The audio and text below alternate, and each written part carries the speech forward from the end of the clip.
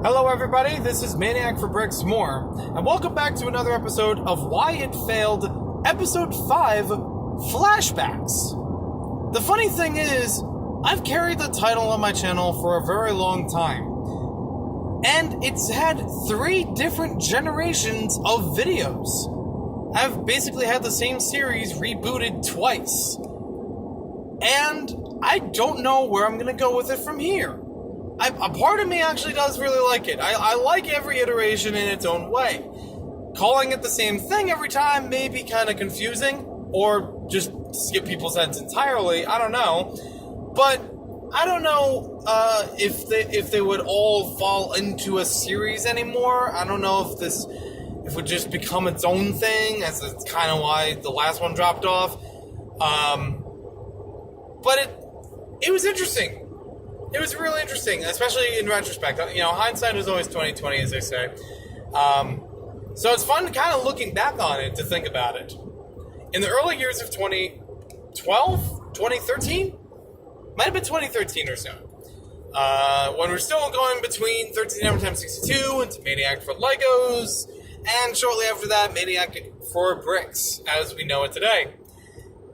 Flashbacks, originally, was a series that I developed on my channel where I would compare old and new Lego concepts or designs or themes. And they wouldn't be entirely about every set or every minifigure. They were just kind of the concepts themselves. They were just the subject matter and transitioning it from one thing to another. I guess the best way to describe it is like a timeline in those VIP iconic sets for Pirates, Classic Space, and Castle that they had, like a gift with purchase promo a long time ago from Lego, from like Shop at Home and whatnot. They were in a big white box or whatever, you know, like 20, 30 pieces or so. And they had a booklet in each of them where it showed a timeline, kind of giving a good contrast between the different eras of each of those themes. I think that's a good way to describe Flashbacks G1, if I may, Generation 1. A lot of that kind of had that feel, where it's like, here's a whole bunch of space minifigures and how it changed over time.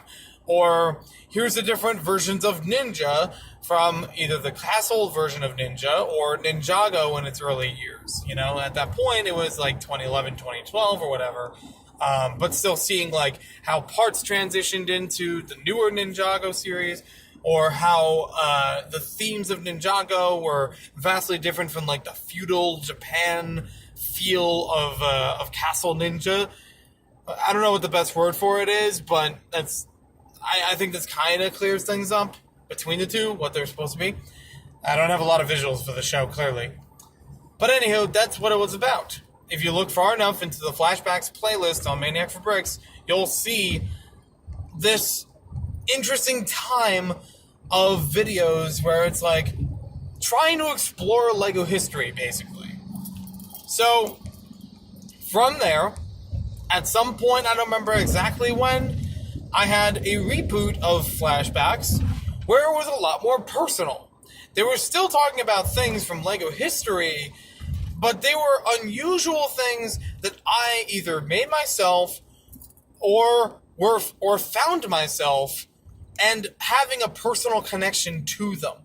There wasn't really a lot of videos related to that because I only had a limited number of things to talk about that way, or at least I had a batch of them and didn't know exactly how many more were out there that I could really talk about, but that was the premise either way.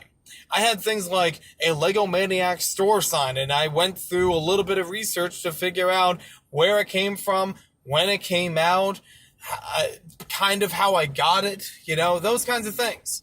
The Shell gas station sign, which I love to tell the story of how I got that from a Shell gas station. That was its own video. I had a Pinewood Derby car that I made to look like a very basic Lego car. And I made it basic because not only do I want to just keep the woodwork very minimal, you know, my dad was helping with a lot of it, so it's like, okay, you don't have to make any crazy designs on all the shapes and whatnot. But also I wanted to recreate that car in Lego form. And I did. And it was fun. I thought it was a fun theme for a specific year of Pinewood Derbies and Cub Scouts. I still have the car to this day. Relatively good condition. I think some paint might need reapplying or whatever, but it's still there. There's a lot of fun things through that series because of the personal connection and the passion that I have with each of these things. Like, I still hold on to this stuff for a reason. It meant something to me at one point and still kind of means stuff to me even now. Some of it was an expression of my hobby, like I said, with the Pinewood Derby car. Or I had another one, I think it was a 3rd grade photo album using a Pikachu camera. So it had the fun, like, framing around the pictures. I gotta find that thing again, because that thing was fun to look through, even though the pictures were atrocious. There was very terrible lighting in every picture. The captions are just so kiddish. They're cringy by nowadays standards, but this was a 3rd grade maniac for bricks writing this. What do you expect? But yeah, it was fun either way. I was happy to have those things and share that as its own version of Flashbacks on YouTube. Like I said, that kind of just stopped because at some point I either didn't find more stuff or I ran out of stuff. I'm sure that there are some other things that could be tied in that way, but even now, probably some things later down the road that I've collected as an adult or as a teenager that could kind of work this way, but I don't know. I'd have to really look back and figure it out. Some of them don't really have really sentimental value or really personal stories to them. They're just, I bought this from eBay or something like that, you know? There's not much of a story there to really make it work for that version, that G2, if you may, of Flashbacks. And then around 2017, I believe it was September 2017, I came up with Flashbacks Generation 3.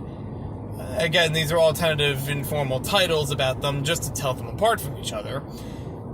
Generation 3 was basically reviews. There wasn't really personal connection with them. These were things I often found through eBay or Bricklink that were unusual LEGO products or themed LEGO products that I thought were, you know, they're passé. They're after their time. Obviously, they're obscure. They're almost historic at this point. But I thought it'd be fun to share about either way. And some of them were reviews. Some of them were that historical perspective. I guess I kind of had a little of inspiration from the gaming historian, where he does something similar, where sometimes he'll review an obscure piece of gaming merchandise, like the hot seat or something like that. Or he'll go into a full video chronologically talking about the history of the item and the uses of the item. One of my favorite videos that I ever made came from that generation of Flashbacks. It was the history of Modulex. That was a fun video for me to research. Even though I didn't have a great deal of information, it was still fun to edit that video, to actually own some of the products, because I did get some of them from Brick Fair, Virginia in 2017. I thought they were fascinating to see them. I found someone at a yard sale that had dozens and dozens of boxes of them that she was selling by like certain amounts and certain sizes, different prices, whatever it was. That was cool to get like a sample size of it, you know? Just something that was like a part of LEGO history, and getting a tidbit of it to have my own collection. And beyond that, a handful of other things kind of came through that way. I don't think there were many historical videos in that way with it, but there was history shared within even the reviews of them that I thought was kind of fun to talk about. It's the series that I really stopped, not because I ran out of material. Believe me, you know I don't run out of material with that kind of obscure LEGO merchandise. Especially by nowadays, because most people have probably heard of the passion project I had, Bizarre LEGO. I guess that kind of counts as a why it failed. I'm going to throw it in here anyways. Why not?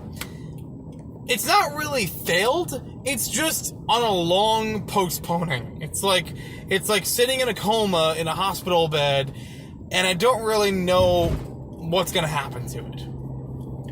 It's really good as an idea for me to try to take a variety of Lego products and Lego history and chronicle them, I don't know what the right word is, categorize them, cram them all into a book, and have it as a fun here and there thing to learn, you know? Like, it's not going to be complete history of Lego. It's not going to be complete history of any merchandise.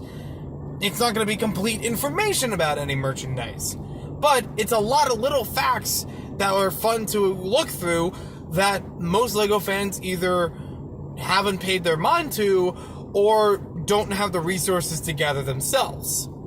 There have been other people that have done something similar to this. Gary Istock has a book series that's related to this topic, and I could say very well organized. I am not trying to rip him off. I know that there's absolutely everything you need to know about Lego book, produced by Darling Kindersley and the Lego Group. I'm not trying to rip them off either. That book happened in the process of me writing my book.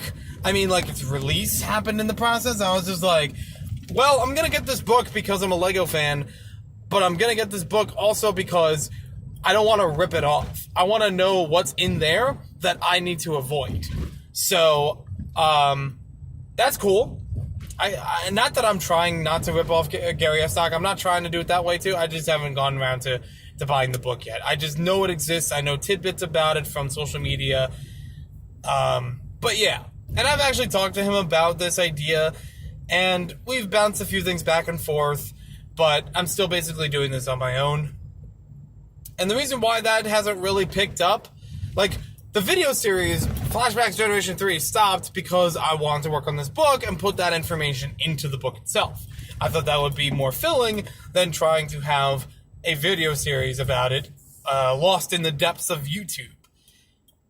And the reason why the book itself stopped in production was because of a couple of reasons. Well, there's one, I had a publisher right away. There was no worry about that. The worry was more about me trying to get everything organized and into a manuscript that was easy to understand, trying to actually have the visuals put together, so having a good concept of how the book would read from front to back, and I wanted to have a mixture of visuals and text so that people really get to see a lot of cool stuff that they might not get to see otherwise. I tried to do a lot of photography myself, which is just a lot of work on me and trying to set up the right space for it and get good lighting in order to actually adapt it into the book. I think I actually appealed it to one or two other publishers, and they rejected me. And they actually said, well, this seems like the kind of information you should put into, like, Brick Journal or a well-known Lego fan magazine that you could have, like, an article about a certain topic, or a certain product. I don't know. I don't know if they've even done any of these, or with or without extensive research. So it kind of was just like, I don't know about that angle. And I thought it'd be fun to try to make an unofficial fan book, in this way. And even if I don't cover everything, it would be like a part 2 and a part 3, updated and expanded, however you want to call it, to put in later. So beyond that, I didn't really work a lot on the book I got a lot of ideas in when I started, but then there was a big gap where I wasn't working on it because I was in school. I was working on part-time jobs. I had some things related closely to Lego with some of those part-time jobs. I didn't want to mince words. I didn't want to have a problem with, why are you publishing this book about Lego when you're working with a job that heavily focuses on Lego? And it's I don't want to have a problem with that. This was through 2017 and 2018. This is halfway through 2019 by the time this was published. I don't really know where the book is going to go at this point. A lot of people have been pitching. They really want to see this thing unveiled. They want to buy the book, and I appreciate everybody's support and all that time. I just don't know. I don't know. I'm a one-man band, and I can't make up my mind about it. And I have talked with people who have written Lego books before, And I'm just not really sure how much counseling I'm going to need to really get this thing in a good direction.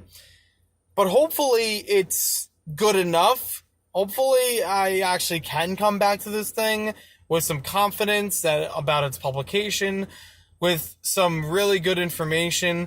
I've been trying my hardest not to rush through the process of this, because even though I got a lot of stuff that I want to add into the book, and I have tidbits of information left and right, I don't want to rush the publication because it's going to look sloppy. I know it's not going to be... I'm not expecting perfection.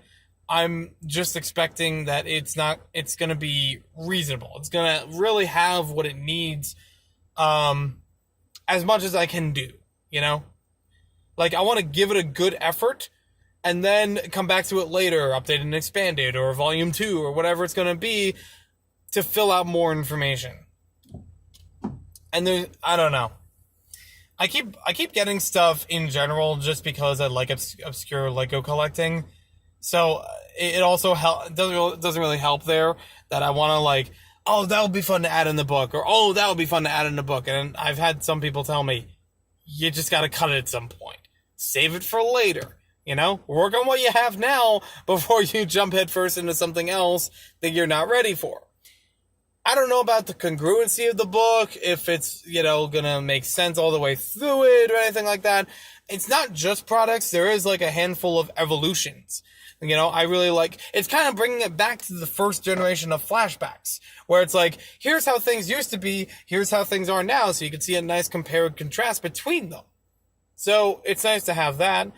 There is not going to be a Generation 2 relation in the book. There is no personal connection I'm going to have with a lot of these products. I'm going to take the personal biases out of them as much as I can. But that's something. That's something I've been thinking about for 2 years, almost 3 years now. Flashbacks in general has been, in some way, a part of the channel for a very long time. I don't know if it's going to return. I don't know if it's, like, based on the condition of the book. Like, let's say the book project completely falls by the wayside. Would I continue Flashbacks? Maybe. But I don't think I would really call it Flashbacks. I think I would just have it as whatever product it is reviewed. And maybe a subtle reference to Flashbacks, or like a hashtag for it or something, but not necessarily that it's its own video series. If the book did well, would I really continue it then? It wouldn't really make sense, because I've already covered that in the book. I've covered the information and history of whatever product it is in another media. Would it make sense for me to do that on video too? I don't know. I just remembered another one that I kind of did a history of, Lego Clodser, because I had a few of the letter blocks from Clodser, and I went through, like, the different versions of it over time, and, the fact that it was still produced in an age that wasn't related to wooden blocks, which is fascinating, but I still don't know what version I have. Oh well. Thanks for listening. Thanks for watching this video. Hope you guys enjoyed it. I'd love to hear what you think about each version of Flashbacks in the comments down below. The other thing I think will be fun with this is, well, even if I wanted to go back in time with all these Lego themes or products, I still kind of do that already. I mean, I've done reviews of certain things, or I've shown collections of certain things that already kind of tie that in. To some degree.